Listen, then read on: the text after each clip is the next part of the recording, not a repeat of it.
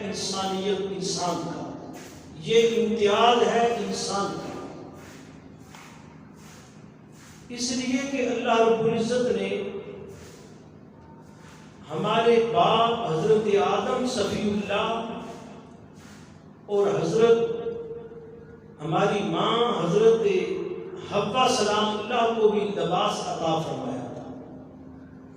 جنت کے اندر بھی انہیں لباس عطا فرمایا گیا، اور پھر اللہ پاک نے انسان کو لباس عطا فرمایا کہ یہ شرف انسان کو عطا فرمایا، اور فرمایا کہ یہ اس کے کچھ مقاصد ہیں۔ پہلا مقصد تو اس لباس کا یہ ہے کہ انسان کی ستر پوشی کرے، انسان کے وہ عضو جو اللہ پاک نے ستر بنایا ہے، جس کا حکم دیا ہے اسے ڈانپے، جسم کو ڈانپنا، پردہ، اور پھر فرمایا کہ یہ انسان کو گرمی اور سردی سے ہر لحاظ سے محفوظ کرتا ہے، سکون عطا کرتا ہے۔ لباس سے انسان کی پہچان ہوتی ہے، اور پھر فرمایا لباس انسان کے لیے زینت بھی ہے، خوبصورتی بھی ہے۔ یہ سارے مقاصد اللہ پاک نے حضرت انسان کو اس لباس کے اندر فرمائے۔ اس کا مقصد یہ ہے، پہلا مقصد اس کا یہ ہے کہ یہ تمہاری شرمگاہوں کو چھپائے، تمہاری ستر کو چھپائے۔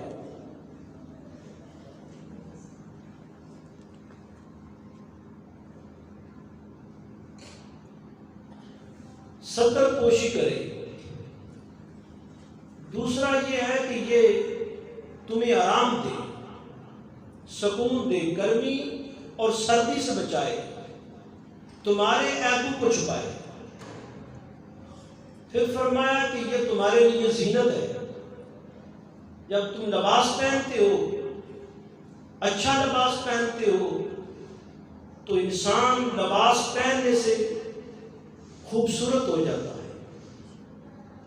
پھر فرمایا کہ لباس انسان کی پہچان ہے، اور پھر معاشرے کے اندر صرف انسان کا یہی کپڑے کا لباس نہیں ہے، انسان جس معاشرے کے اندر رہتا ہے وہ ثقافت، وہ ماحول، وہ تعلقات، وہ رشتہ داریاں، وہ معاملات، وہ سارے انسان کے لباس ہیں۔ جیسے کہ اللہ پاک نے فرمایا ہن لباس لکم وانتم لباس لہن، فرمایا کہ جو عورتیں تمہارے نکاح میں آ جاتی ہیں وہ تمہارا لباس اور تم ان کا لباس۔ تو اب عورت کو بھی اور اس مرد کی بھی تشبیہ اللہ پاک نے لباس سے دی، جو نکاح کے بندھن میں بندھ جاتے ہیں، جو رشتہ اللہ کے نام پر جڑ جاتا ہے، بن جاتا ہے، اللہ پاک نے اسے بھی لباس فرمایا۔ اس لیے کہ مرد اور عورت کا رشتہ ایسا رشتہ ہے کہ جو سب سے زیادہ قریب، انسان کے جسم سے سب سے زیادہ قریب لباس ہوتا ہے، اور یہ جو میاں بیوی نکاح کے اندر آ جاتے ہیں یہ بھی ایک دوسرے کے قریب ہوتے ہیں۔ اور فرمایا کہ جس طرح لباس محفوظ کرتا ہے انسان کو گرمی اور سردی سے، سکون عطا کرتا ہے، ہر تکلیف دور کرتا ہے، اسی طرح مرد اور عورت ہر قسم کی تکلیف ایک دوسرے کی رفع کرتے ہیں اور سکون مہیا کرتے ہیں۔ لباس عیبوں کو چھپاتا ہے۔ مرد اور عورت وہ جو خلوت نشینی کے اندر مرد کے یا عورت کے عیب ہوتے ہیں وہی جانتے ہیں دونوں، وہ ایک دوسرے کے عیبوں کو چھپاتے ہیں۔ اچھی عورت وہ ہوتی ہے جو اپنے مرد کی کمزوریوں کو پردہ پائے، چھپائے، اور اسی طرح اچھا مرد وہ ہوتا ہے جو اپنی عورت کی کمزوریوں کو چھپائے۔ اسی طرح فرمایا معاشرے کے اندر تمہاری ثقافت، تمہارا کاروبار، تمہارا سماج، تمہاری مذہبی سماجی زندگی، معاشرتی زندگی، معاشی زندگی، فرمایا یہ سب تمہارا لباس ہے، تم اس کے اندر رہتے ہو، یہ سب تمہارا لباس ہے۔ تو اس لیے اللہ پاک نے فرمایا کہ لوگوں، لباس جو ہوتا ہے یہ انسان کے فائدے کے لیے ہوتا ہے، انسان کو آرام دینے کے لیے ہوتا ہے۔ لباس جو ہوتا ہے انسان کی زینت ہوتی ہے۔ اگر تمہاری ثقافت اچھی ہے، تمہارے معاشرے کے اندر معاشرت اچھی ہے، تہذیب و تمدن سلیقہ ہے، تو وہ تمہارا لباس ہے، وہ تمہارے معاشرے کی اور لوگوں کی وہ خوبصورتی ہے کہ لوگ اس کی تعریف کرتے ہیں کہ فلاں قوم جو ہے وہ بڑی تہذیب والی قوم ہے، بڑی سلیقے والی قوم ہے، بڑی معزز قوم ہے۔ تو اسی طرح فرمایا جب لباس بھی پہنو ہر لحاظ سے، وہ تمہارا معاشی لباس ہو، معاشرتی لباس ہو، وہ تمہارا سماجی لباس ہو، وہ تمہارا سیاسی لباس ہو، داغدار نہیں ہونا چاہیے، میلا نہیں ہونا چاہیے، دبے والا نہیں ہونا چاہیے، وہ صاف ستھرا اجلا ہونا چاہیے تاکہ تمہارا کردار اور تمہاری شخصیت نکھر کر سامنے آئے۔ لباس سے انسان کی شخصیت نکھرتی ہے، لباس سے پتہ چلتا ہے کہ یہ انسان کس تہذیب کا ہے اور اس کی اندر کا ملان کیسا ہے۔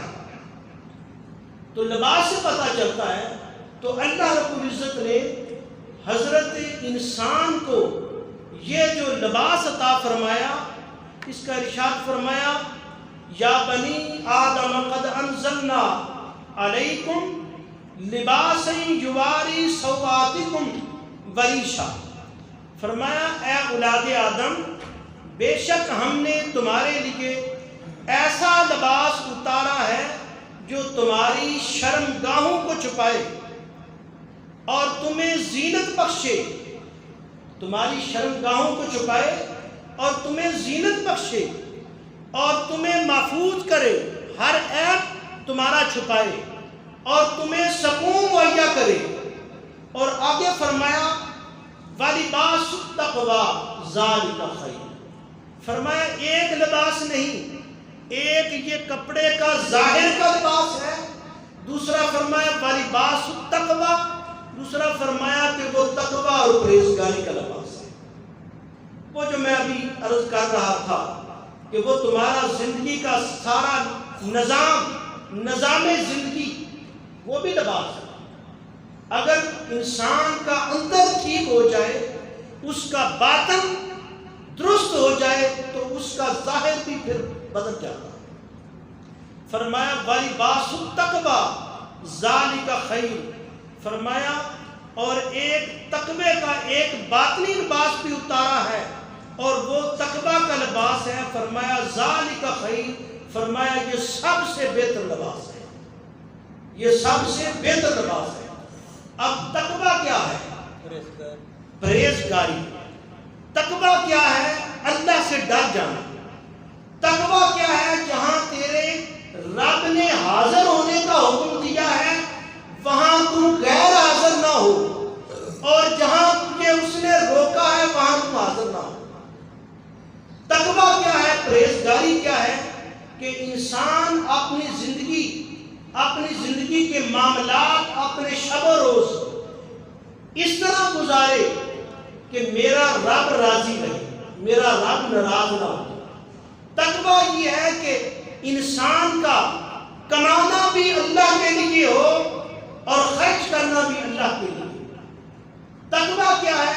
ان صلاتی و نسکی و محیایا و مماتی للہ رب العالمین، مولا میری ساری قربانیاں، میری سارے جذبات، میری ساری محبتیں تیرے لیے. ان صلاتی و نسکی، میری عبادت، میری ریاضت، میری سجدہ ریزی، فرمایا مولا وہ بھی تیرے لیے، اور میری ساری قربانیاں تیرے لیے. وَمَحْيَايَ، اور میری زندگی کا مقصد میرا زندہ رہنا وہ بھی تیرے لیے. وَمَمَاتِي لِلَّهِ، فرمایا میرا اس دنیا سے چلا جانا وہ بھی تیرے لیے. فرمایا کسی کے ساتھ اگر انسان کی دوستی ہو تو وہ بھی اللہ کے لیے، کسی کے ساتھ محبت ہو تو وہ بھی اللہ کے لیے. فرمایا اگر کسی کے ساتھ دشمنی ہو تو وہ بھی اللہ کے لیے. یعنی اس کا جینا، اس کا مرنا، انسان کی خوشی، اس کا غم، اس کی دوستی، اس کی دشمنی اللہ کے لیے، اللہ کے لیے. تو فرمایا یہ تقویٰ ہے، یہ پرہیزگاری ہے.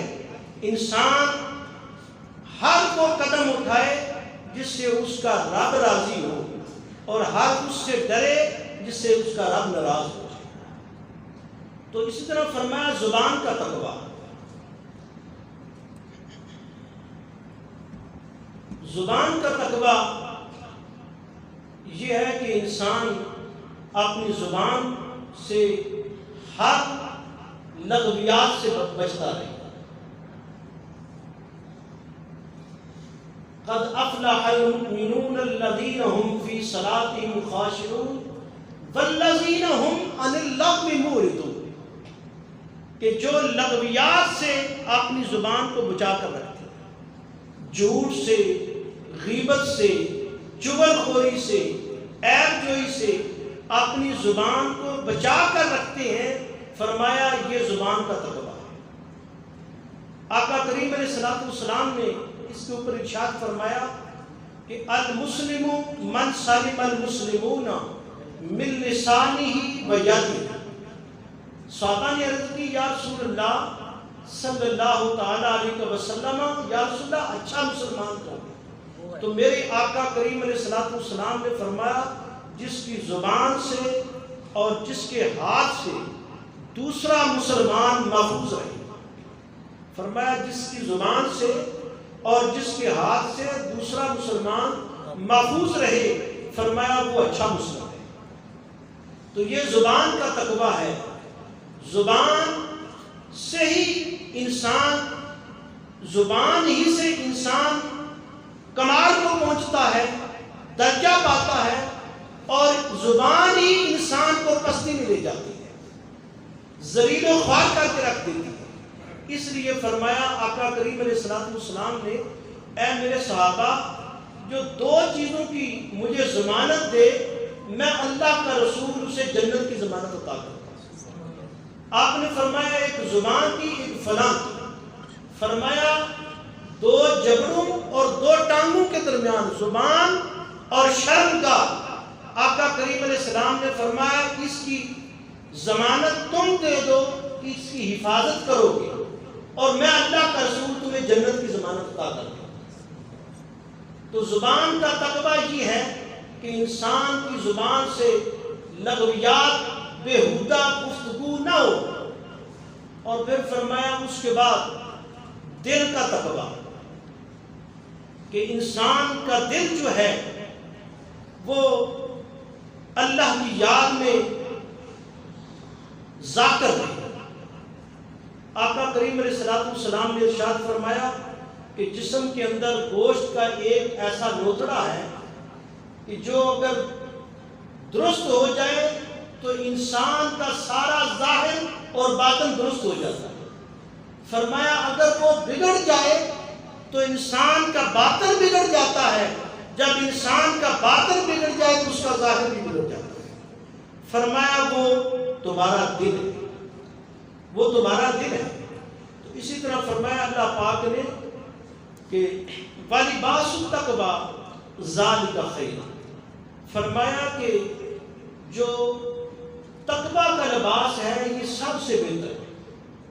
انسان جب اپنی زبان کی حفاظت کر لیتا ہے، اپنی شرمگاہ کی حفاظت کر دیتا ہے، انسان اپنے ہاتھوں کو کسی کو تکلیف نہیں دیتا، انسان کا ایسا کوئی قدم اٹھتا نہیں جس سے اللہ کی نافرمانی ہوتی ہے، تو فرمایا یہ تقویٰ ہے، یہ پرہیزگاری ہے۔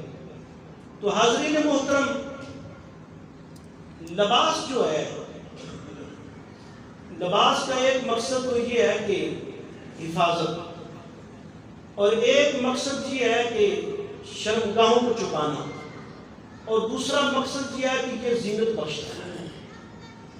آقا کریم علیہ الصلوۃ والسلام نے ارشاد فرمایا کہ اے میرے صحابہ، ایک زمانہ ایسا آئے گا کہ لوگ لباس میں ہوں گے، اس کے باوجود وہ برہنہ ہوں گے، ننگے ہوں گے۔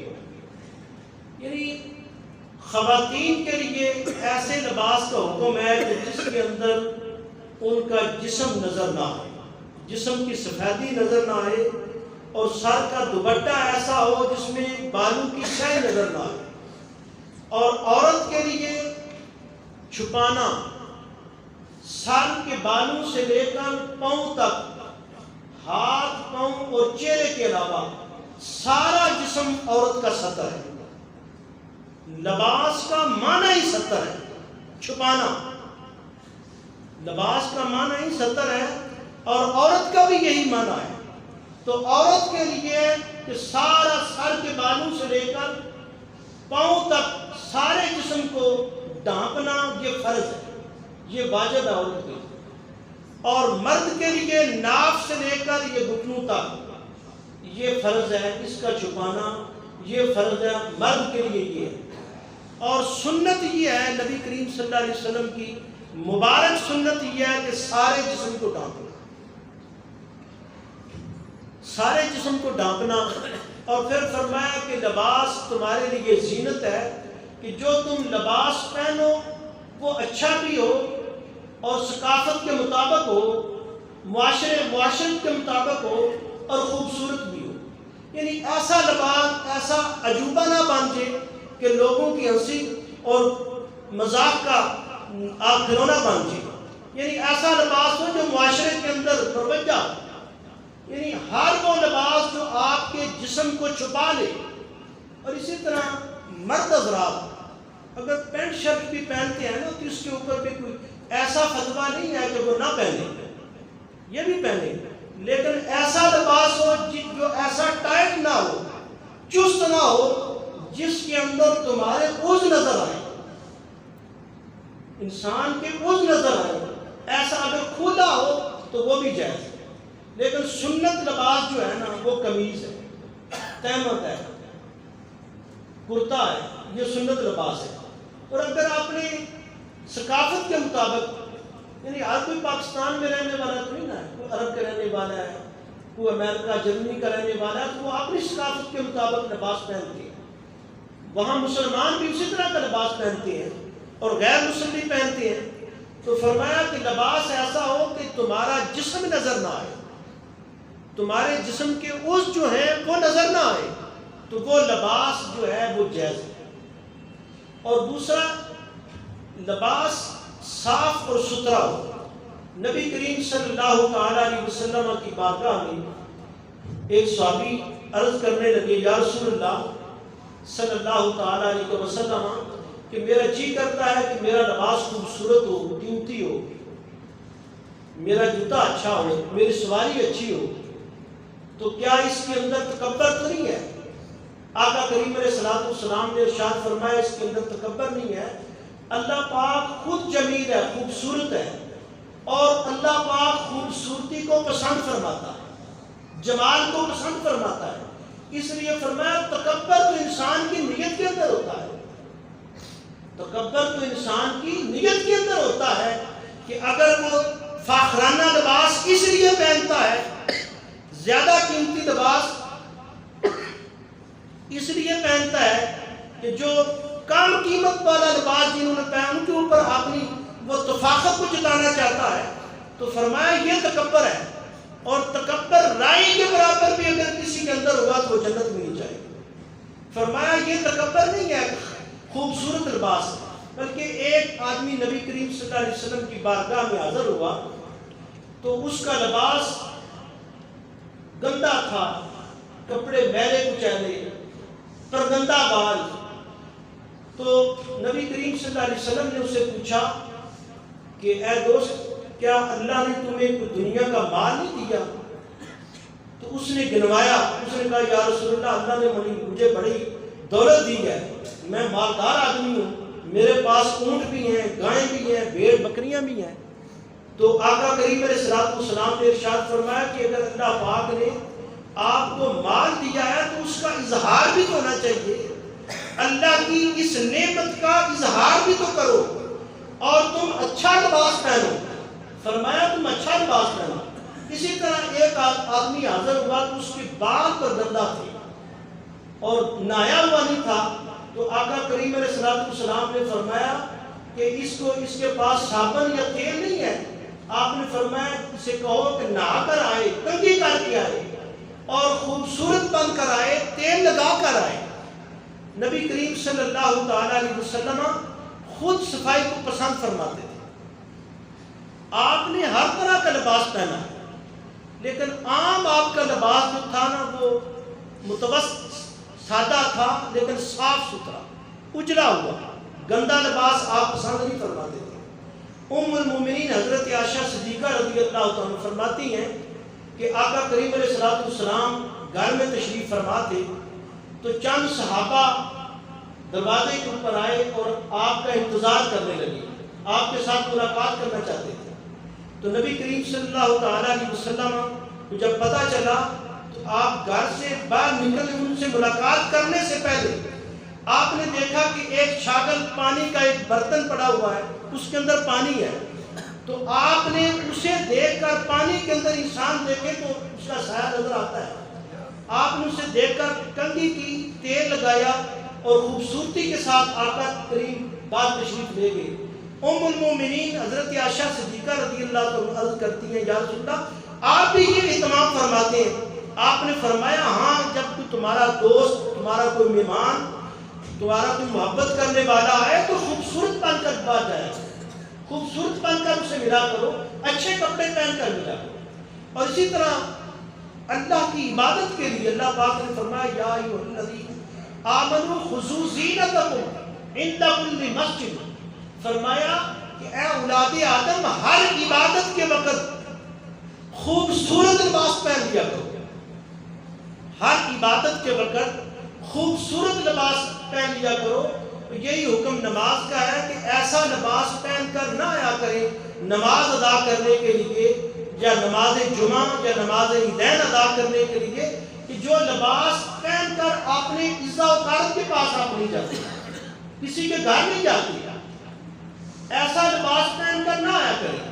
اور پھر اس کے اندر اب ٹائم تھوڑا ہے، میں یہ عرض کرنا چاہتا ہوں کہ بعض چیزیں مکروہات میں آتی ہیں، بعض ہمارے دوست یہ بڑے فخر کے ساتھ اوپر والے بٹن کھول کر نماز ادا کرتے ہیں، حالانکہ یہ عام کسی افسر کے پاس بھی جائیں نا، جج کے پاس جائیں تو وہ بھی آپ کو کہے گا کہ آپ توہین کر رہے ہیں، میرے سامنے کھڑے ہیں اور بٹن کھولے ہوئے ہیں، ایسے ہی ہے، وہ بھی کہتا ہے کہ بٹن بند کر کے کھڑے ہو۔ تو اللہ کی بارگاہ میں انسان جب حاضر ہو تو اس کے یہ نائیوں کے آستینوں کے بٹن بھی بند ہوں اور یہ بٹن بھی بند ہوں۔ ہاں اگر کوئی ایسی مجبوری ہو، بعض دفعہ ایسے ہوتا ہے کہ بٹن بند ہو تو گلا ایسے گھٹ جاتا ہے، وہ علیحدہ بات ہے۔ ویسے فخر کے ساتھ بٹن کھول کر یا لاپرواہی کے ساتھ بازو اوپر ہے تو اوپر سے ہی، ایسے نہیں ہے، یہ سنت نہیں ہے۔ سنت مبارکہ یہ ہے کہ خوبصورت لباس ہو۔ اور پھر متواترہ سنت نبی کریم صلی اللہ تعالی علیہ وسلم کی یہ ہے کہ سارے جسم کو ڈھانپنا، اور جسم کے اندر سر بھی آ جاتا ہے، سر کو بھی ڈھانپنا۔ آقا کریم علیہ الصلوۃ والسلام نے سفید ٹوپی بھی استعمال کی ہے اور بھی رنگوں کی، اور آپ نے امامہ شریف بھی، مختلف رنگوں کا امامہ شریف بھی آپ نے استعمال فرمایا۔ اور آپ کی یہ متواترہ سنت ہے کہ سر کو ڈھانپ کر اللہ کی عبادت کرو، یہ آپ کی متواترہ سنت ہے۔ تو ہمیں بھی چاہیے کہ وہ طریقہ اختیار کرنا جو آقا کریم علیہ الصلوۃ والسلام کی مبارک سنت ہے۔ من احب سنتی فقد احبنی فقد احبنی فکان معی فی الجنہ۔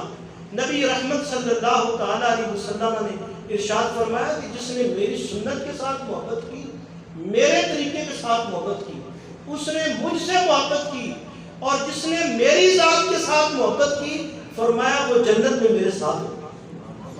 تو اس لیے خواتین کے لیے تو یہاں تک حکم ہے کہ اگر دوپٹے کے اندر ان کی بالوں کی سیاہی نظر آ رہی ہے تو ان کی نماز نہیں ہوتی۔ خواتین جو ہے ان کی نماز نہیں ہوتی، ان کا چھپانا وہ صدر کے اندر شامل ہے۔ لیکن مرد کے لیے بھی سر ڈھانپنا یہ سنت رسول صلی اللہ تعالی علیہ وسلم۔ اور پھر آقا کریم علیہ الصلوۃ والسلام نے سفید لباس پسند فرمایا، آپ کی سنت مبارکہ بھی ہے، اور حکم بھی ارشاد فرمایا کہ سفید لباس پہنا کرو کہ یہ اگر گندا ہو جائے تو نظر آ جاتا ہے۔ فرمایا کہ خود بھی سفید لباس پہنا کرو اور اپنے مردوں کو بھی سفید کفن دیا کرو۔ اور پھر دیکھیں نا، یہ لباس جو اللہ پاک نے انسان کو ایسی نعمت عطا فرمائی ہے جس کے اندر کوئی مخلوق شامل نہیں ہے، کوئی مخلوق شامل نہیں ہے اس کے اندر، صرف حضرت انسان کو اللہ نے یہ نعمت عطا فرمائی۔ اور پھر یہ لباس جو ہے انسان کا صرف اس زندگی تک نہیں ہے، یہ قبر کے اندر بھی جائے گا کفن کی صورت میں۔ باقی ساری نعمتیں، سارے کاروبار، سب کچھ ادھر ہی رہ جاتا ہے، لیکن لباس انسان کے ساتھ ہے۔ ایک یہ لباس اور دوسرا تقوی کا لباس، پرہیزگاری کا لباس، اللہ خدا خوفی کا لباس، یہ دونوں لباس انسان کے ساتھ ہے۔ تو میں عرض کر رہا تھا کہ جب نماز کے لیے آئیں، یا ایھا الذین آمنوا خذوا زینتکم عند کل مسجد، فرمایا کہ مسجدوں میں ہر عبادت کے لیے فرمایا خوبصورت